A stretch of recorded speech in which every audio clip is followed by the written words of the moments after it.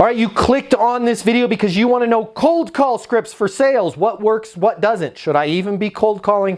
Yes, you should, but you should be doing it in the right way. So many people are making cold calls and they're terrible. They either quit their job or they stop cold calling altogether, or they get fired because they're not closing deals, okay? I'm gonna walk you through what doesn't work, what does work, what works really, really well in terms of cold calling, and all of a sudden it's gonna be like a cheat code for your career. You're gonna make a ton more money.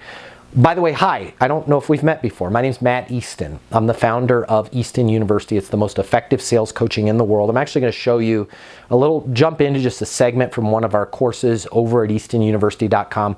If you get any use out of this at all, please, all I'm asking, smash the like button, right? Lets me know you watched it. Let me know you enjoyed it. You're going to make a ton of money from this. It's the least you could do. I would love it. Please smash the like button.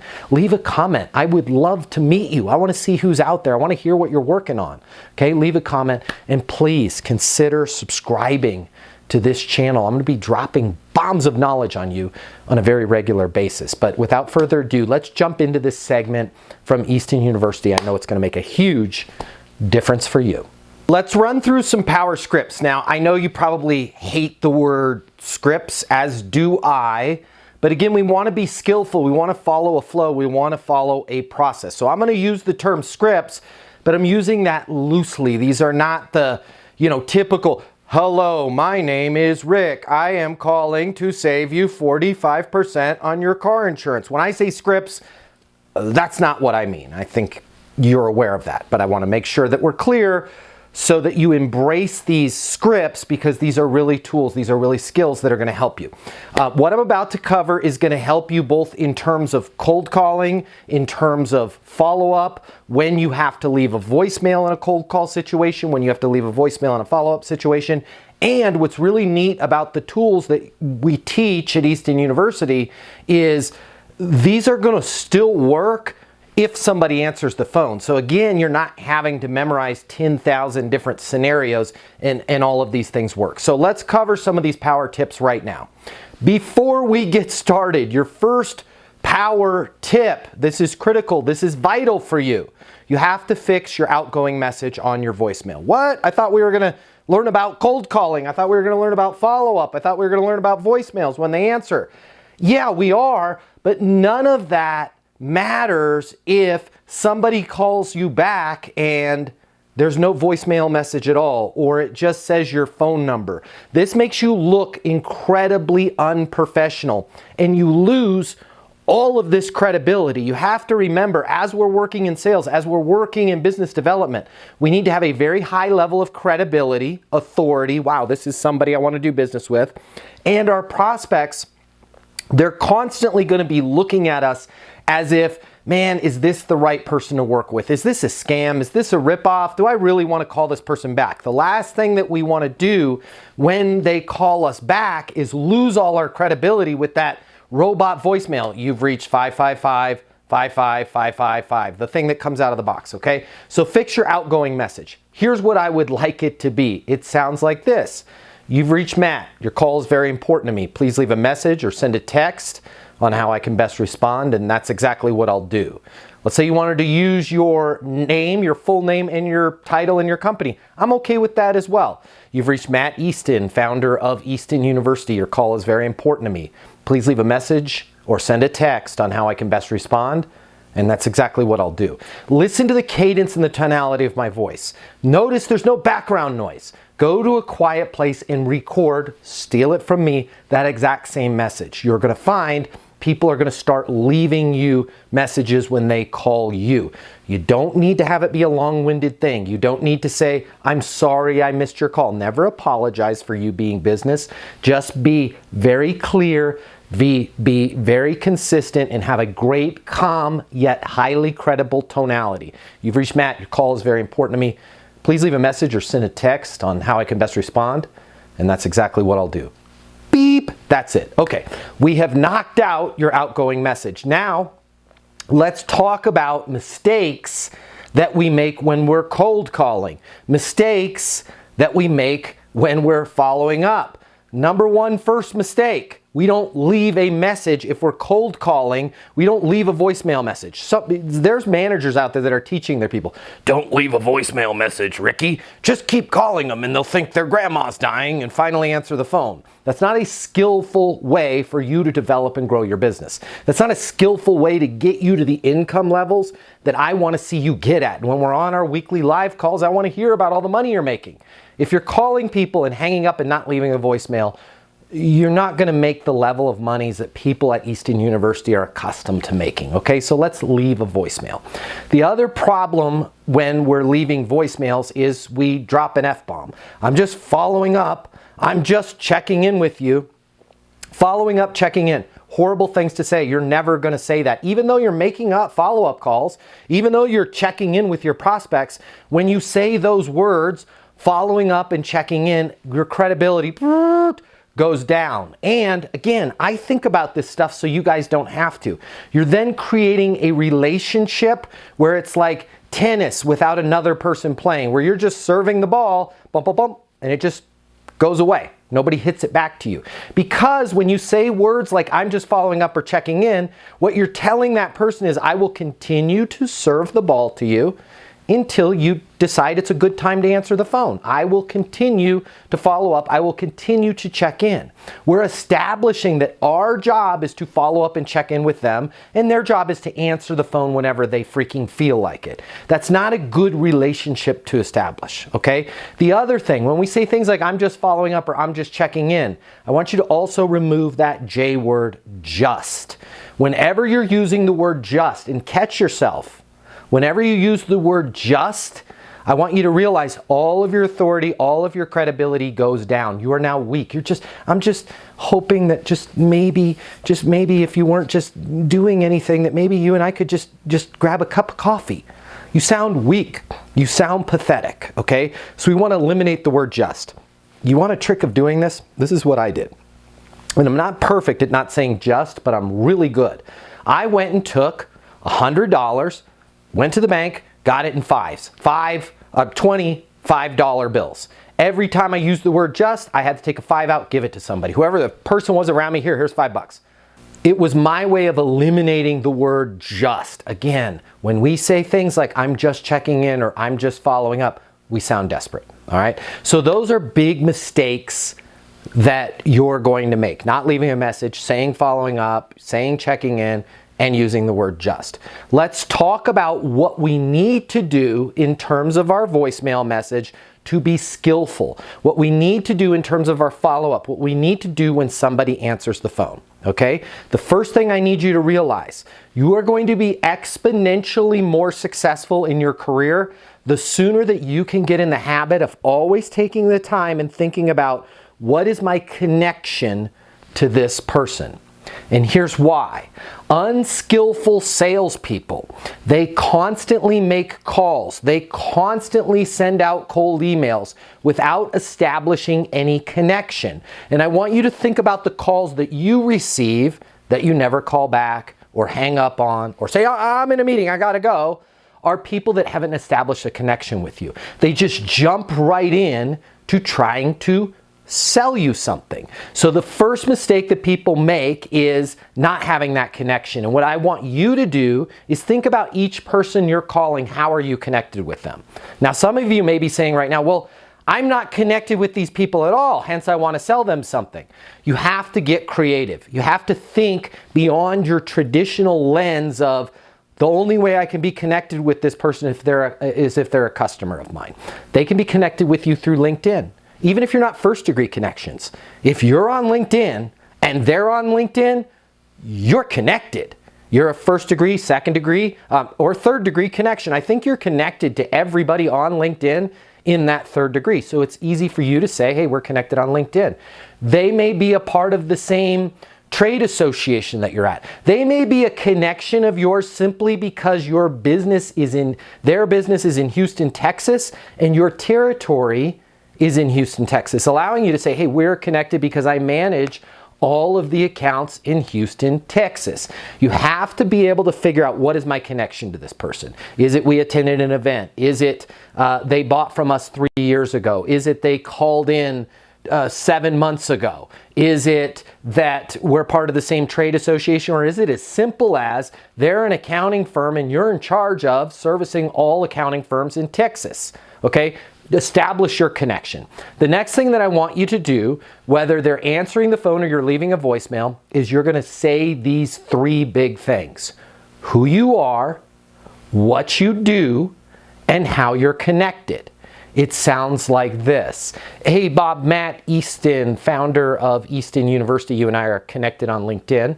Hey Mike, Steve Adams. I'm in charge of all of the CPA accounts in Houston for Acme Software. Whatever it is that you do, I want you to start both your voicemails and when they answer with who you are, what you do, and how you are connected. Next thing I need you to think about is, how do you elevate your level of credibility? Even if this is your first sales job, even if you're an inside sales rep, even if your job is just to be an appointment setter, you need to establish your credibility.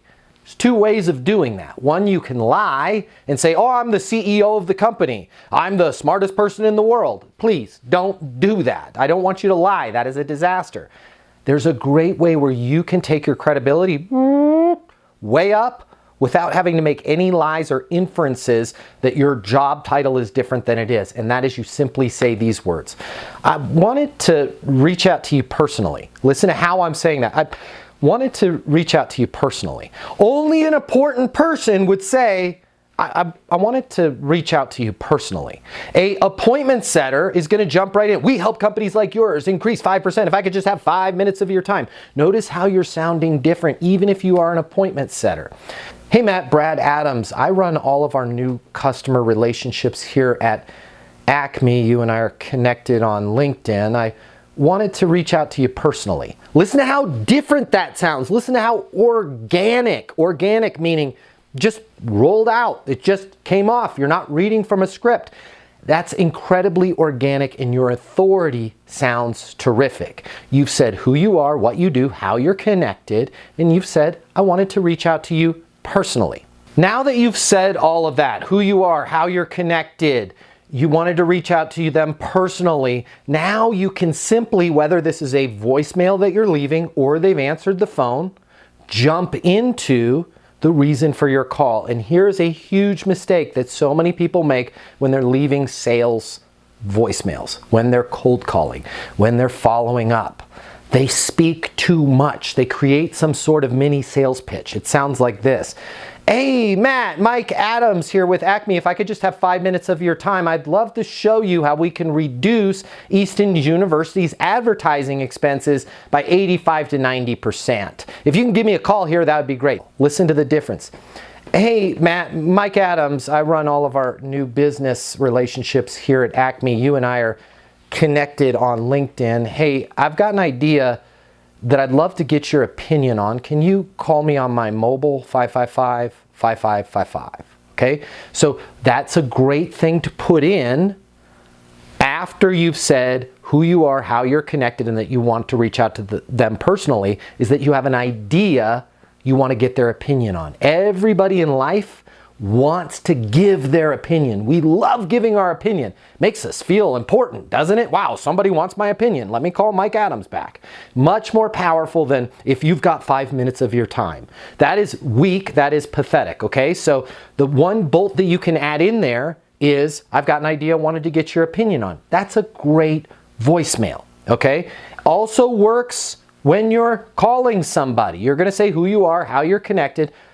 Pause, sounds like this, ring, ring, ring. Hello, hey, Jennifer, Matt Easton, founder of Easton University. You and I are connected on LinkedIn.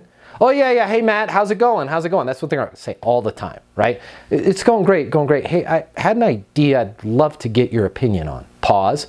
Yeah, sure, what is it? See how now the conversation can roll.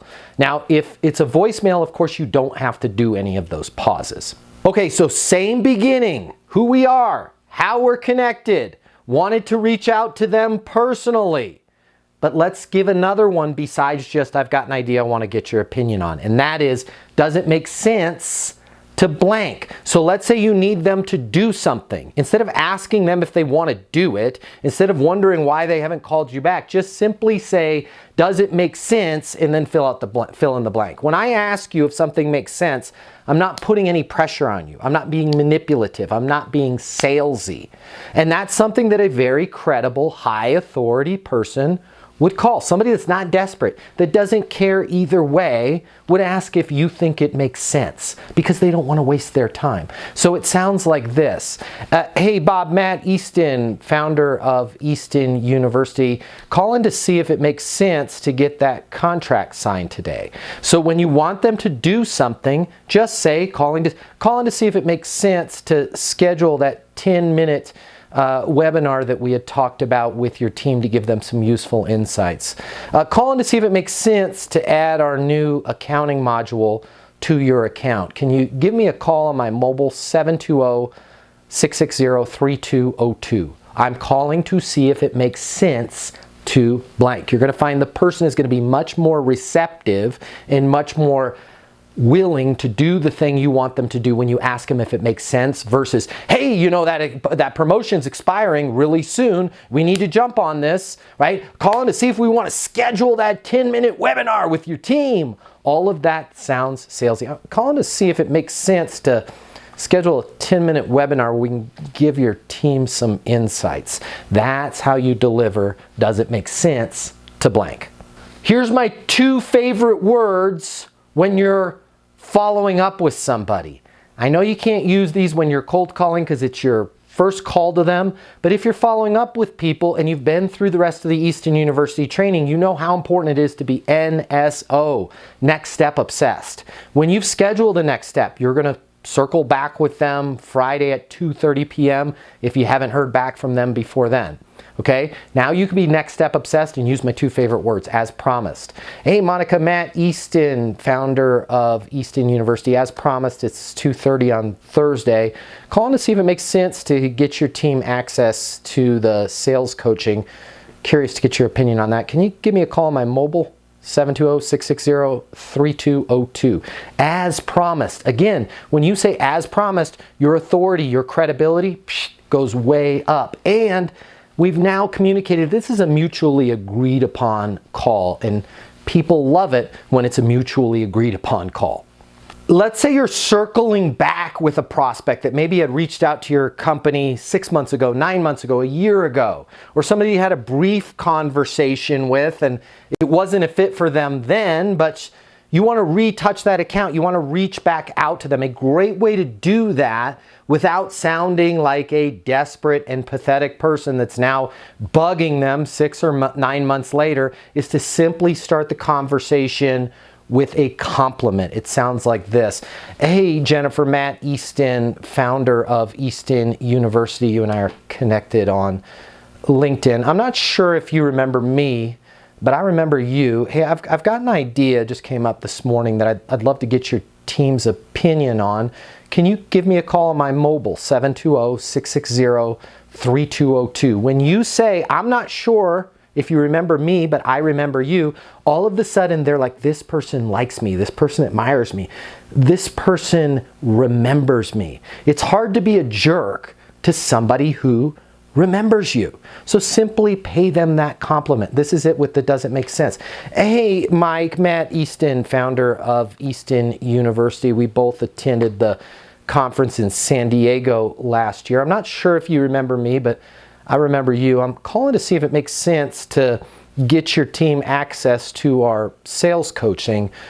Could you give me a call on my mobile, 720-660-3202? Listen to how all of those play together. But when time has expired, a great way to recapture the interest of that lead, of that prospect, of that maybe ex-customer is that simple statement of, I'm not sure if you remember me, but I remember you. Now, let's say you didn't talk to them personally. Simply change the me to an us. I'm not sure if you remember us, but I remember you. Or I'm not sure if you remember us, but we remember you. It feels good, and they're going to be a lot less likely to call you back or listen to the rest of what you have to say if they've answered the phone live. So there you have it. some power tips I wanted to go through with you. Watch this over again and again. I know we've covered a lot of these in other segments of Easton University, but please, these are vital. These are critical. These are the types of tools that not only are you going to sound natural, but it's going to sound organic. It's not going to sound like you're reading from a script, but you're going to have tools that you can use over and over and over again with tremendous success. And that's what all of this is about. It's about making you as successful as possible, as consistently as possible, and giving you tools that you don't have to reinvent the wheel with every single client. All right, so there you have it. Cold calling voicemail scripts. I think you're feeling pretty good right now. I hope you are. Please make sure you smash the like button. Make sure you subscribe to the channel. If you need me, you know where to find me. Leave a comment. Call our offices. My people are in a hurry to help you. I'll talk to you personally if you want to talk through things. 800-628-1456. I hope you've subscribed. I hope I see you on the next video. Enjoy these tips. Go forth, make the dials, make the money. I love you. Be great and get those sales. Sales reps, managers, business owners, entrepreneurs, what I'm about to tell you, this is gonna hurt, but trust me, it will be well worth it. I want you to think back to that excitement you had when you first got started. Maybe it was your first day. You thought about all of the lives that you were gonna change with your amazing product, your business, your service, your solutions. And hey, let's be honest here, you were gonna make a lot of money in the process of helping people, helping businesses change their lives. But it didn't work out exactly that way, did it? If you're anything like me, if you're anything like most people in sales, you found it was just a little bit more difficult to close those deals than you thought, or maybe you're struggling right now. Now, I warned you, this is the part that's gonna hurt, but in order for this to work, you and I need to be honest with each other. I want you to think about all the reasons that you're not hitting your targets, all the reasons you're not making the sales that you had anticipated making. Is it the economy, your competition, your territory, your pricing? Maybe it's your manager, your product, your service, your solution. Here's the part that's gonna hurt. There's a 94% chance it is none of those, and it's time you face reality. The reason why you have to work so hard just to close a single deal has nothing to do with the economy, nothing to do with your competition, your territory, your manager, your product, your price, your service. The reason why it's so hard for you is you simply haven't learned a better sales process. But wait, you've had sales training from your company. Yeah, I did too. You've read some sales books. I read just about every single one of them. Or maybe you're saying to yourself, well, I was always born a salesperson. Nobody is born knowing how to sell more than they're born knowing how to speak Cantonese or fly an F-22 fighter jet. And by the way, the right sales process is a lot easier to learn than a language or flying an airplane, but you still have to learn it. My name is Matt Easton. I'm the founder of Easton University, and if you'll let me coach you, I can show you how to sell more than you've ever imagined without being pushy, without being manipulative, without following some super complex system where you spend more time trying to figure out what stage your deal is in than actually closing deals. If you will let me coach you, you will never, ever, ever, ever find yourself blaming the economy, your products, your price, your manager, your territory, your competition again, because you're going to be in total control of the sales process and the outcomes. I've devoted my life to unlocking the perfect sales process, and I want to coach you the same way I've helped thousands of other people in the exact same position that you are right now sell a reported $3.47 billion, yeah, that's billion with a B, over the last 12 months.